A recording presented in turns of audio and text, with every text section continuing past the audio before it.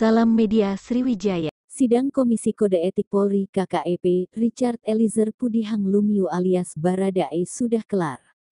Hasilnya, Baradae ditetapkan masih sebagai anggota Polri. Meski begitu, mengutip terdapat sanksi administrasi yang harus diterima Baradae. Sanksi administrasi mutasi bersifat demosi selama 1 tahun, kata Karopenmas Divisi Humas Polri, Brigjen Ahmad Ramadan, di Mabes Polri, Jakarta Selatan, Rabu tanggal 22 Februari tahun 2023. Baradae juga dijatuhi sanksi etika. Perilakunya, yang terlibat dalam kasus pembunuhan Brigadir J alias Nofriansyah Yosua Huta Barat, dinyatakan sebagai tindakan tercela. Sidang kode etik Baradae ini digelar secara tertutup di Gedung Transnational Crime Center TNCC Poler. Dalam sidangnya ini dipantau langsung oleh Kompolnas dan dihadiri oleh pengawas internal maupun eksternal.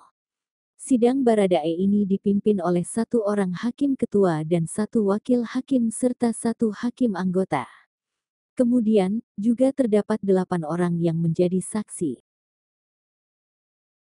Sesuai pasal 12 ayat 1 huruf A PP Republik Indonesia nomor 1 tahun 2003, maka komisi selaku pejabat yang berwenang memberikan pertimbangan selanjutnya berpendapat bahwa terduga pelanggar masih dapat dipertahankan untuk tetap berada dalam dinas Polri. Putusan sidang KKEP.